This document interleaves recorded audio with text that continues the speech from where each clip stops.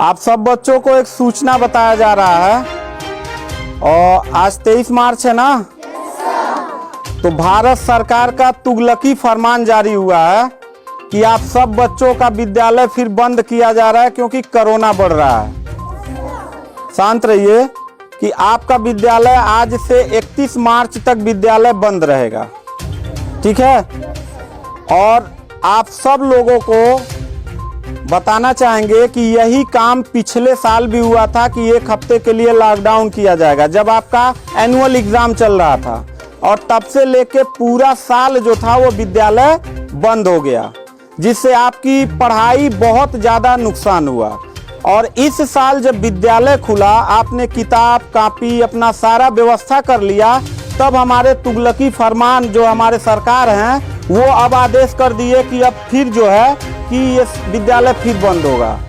माननीय योगी आदित्यनाथ महाराज जी, मैं आपसे पूछना चाहता हूं कि आप बच्चों के भविष्य के साथ और जो प्राइवेट अध्यापक विद्यालय में पढ़ा के अपनी रोजी रोटी कमा खा रहे हैं, उनके पेट पे लात क्यों मार रहे हैं? इन बच्चों के भविष्य के साथ खिलवाड़ क्यों कर रहे हैं? ठीक है, कोरोना अगर बढ़ रहा है, विद्यालय बंद था, पूरे साल में किसी एक अध्यापक ने, किसी एक प्रबंधक ने कभी भी विद्यालय खोलने के लिए कोई धरना प्रदर्शन नहीं किया और हम लोगों ने पूरा सपोर्ट किया। लेकिन बीच में अगर कोरोना फैल रहा है तो मैं आपसे पूछना चाहूंगा कि जब गोरखपुर महोत्सव आप करा रहे थे तब कोरोना फैल नहीं रहा था। जब आप आके यहाँ पे इलाहाबाद के प्रयागराज में कुंभ का मेला लगवा रहे थे तब कोरोना नहीं फैल रहा था, जहाँ पे करोड़ों लोग स्नान करने गए। और अभी हरिद्वार में महाकुंभ का आयोजन आप करवा रहे हैं तब कोरोना नहीं फैल रहा है। बिहार में चुनाव हो रहा है तब कोरोना नहीं फैल रहा है। और विद्यालय जो बच्चों का सबसे देश की रीढ़ की हड्डी होते हैं, जिनकी बुनियादी शिक्षा, प्रारंभिक शिक्षा आप बिल्कुल बर्बाद कर दिए हैं पिछले 2 साल से, और अब जाके फिर लॉकडाउन आप लगा रहे हैं। तो आपसे पूछना चाहेंगे कि बच्चों के भविष्य के साथ आप मैच क्यों खेल रहे हैं? ये जितने भी बच्चे हैं, अगर 1 मार्च आप 1 अप्रैल बोले हैं, 1 अप्रैल तक अगर विद्यालय नहीं खुला तो इन सारे बच्चों को लेके मैं रोड पे बैठ जाऊंगा। ये मैं आपको खुला चैलेंज कर रहा हूं, क्योंकि बात सिर्फ मेरे तक का नहीं है, इन सारे बच्चों का भविष्य है।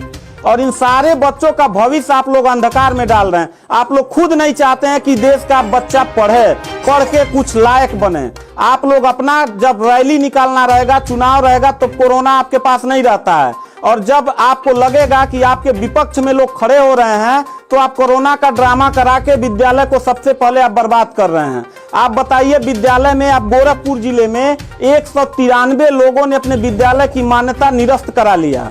जानते हैं क्यों? महंत योगी आदित्यनाथ जी, क्योंकि वो लीज पे चलाते थे और उनका भाड़ा हुआ करता था 40,000 45,000 रुपया मंथली हुआ करता था।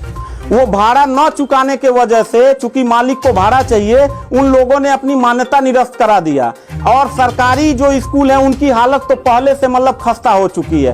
तो ऐसे कंडीशन में गार्जियन करे तो क्या करे और हम अध्यापक करे तो क्या करें? ये जितने भी 16-17 स्टाफ हैं, इन सब लोगों की रोजी रोटी चलती है इन बच्चों के और इस विद्यालय के संस्था से। आप लोग हमारे पेट पे प्रहार कर रहे हैं, हम लोगों के व्यवसाय से प्रहार कर रहे हैं।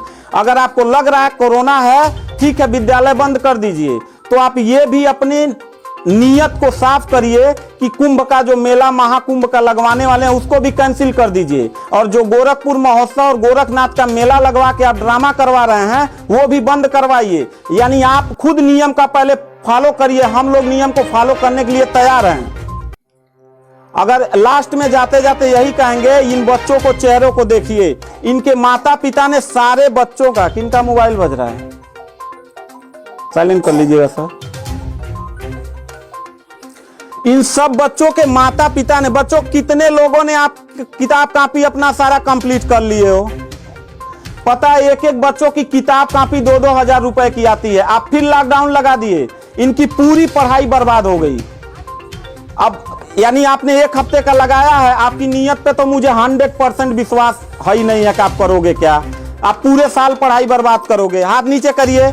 अब ये बच्चे करेंगे क्या? किताब लेकिन के गार्जियन करेंगे क्या? हम लोगों ने पूरा कोऑपरेट किया सरकार को। जितना दिन लॉकडाउन लगा था उतना दिन का मैंने पूरे सभी विद्यालय के लोगों ने शुल्क माफ कर दिया, क्योंकि गार्जियन के ऊपर कोई लोड न पड़े। हम लोगों ने टीचरों को पेमेंट नहीं किया, क्योंकि हम लोगों ने जब फीस नहीं लिया तो पेमेंट कहां से करें। हम लोगों ने पूरा सरकार का साथ दिया, जितना हो सकता था सब लोगों ने साथ दिया। लेकिन अब इतनी कंडीशन होने के बाद, विद्यालय खुलने के बाद आप लोग विद्यालय बंद कर रहे हैं, ये बहुत ही गलत कर रहे हैं। और आपका पॉलिटिकल जो फंडामेंटल जिस पे आप चल रहे हैं, कि जिन नियतों पे आपका बर्बाद होने वाला है, मैं लिख के आपको दे दूंगा कि अगर फिर से 1 अप्रैल के बाद, ठीक है, अगर 1 हफ्ते के रोकने के बाद कोरोना भाग जाता तो मतलब 1 हफ्ता आप बंद कर लीजिए, बिल्कुल हम लोग 1 हफ्ता नहीं पढ़ाई कराएंगे।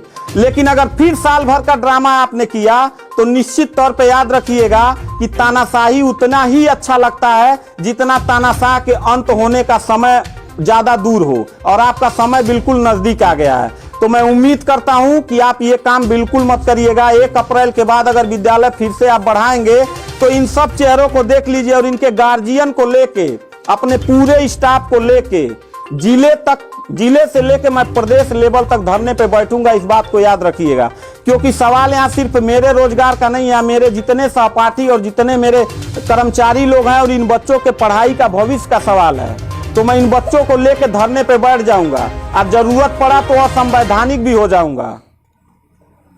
इसी के साथ मैं सरकार से रिक्वेस्ट करूंगा कि अगर 1 हफ्ता में बंद करने से कोरोना भाग जाता है तो हम सब लोग आपके साथ हैं। अगर नहीं भागता है तो 1 अप्रैल से छोड़ दीजिए। हम लोगों को कोरोना होगा, मरेंगे, क्या करेंगे वो हम लोगों की रिस्पांसिबिलिटी है। आपको इतना चिंता करने की जरूरत नहीं है, क्योंकि कोरोना में लॉकडाउन लगाने के बाद खाना हम ही लोग पहुंचाएंगे, लोगों के आने जाने की व्यवस्था हम ही लोग करेंगे, उनके दवा दारू की व्यवस्था हम ही लोग करेंगे। आप सिर्फ ड्रामा करेंगे, सिर्फ थरिया पिटवाएंगे और मोमबत्ती जलवाएंगे, इससे ज्यादा तो आपकी कुछ औकात है ही नहीं है। तो मैं उम्मीद करता हूं कि 1 अप्रैल के बाद आप विद्यालय खोल दीजिएगा। इन बच्चों के भविष्य के साथ आप लोग खिलवाड़ मत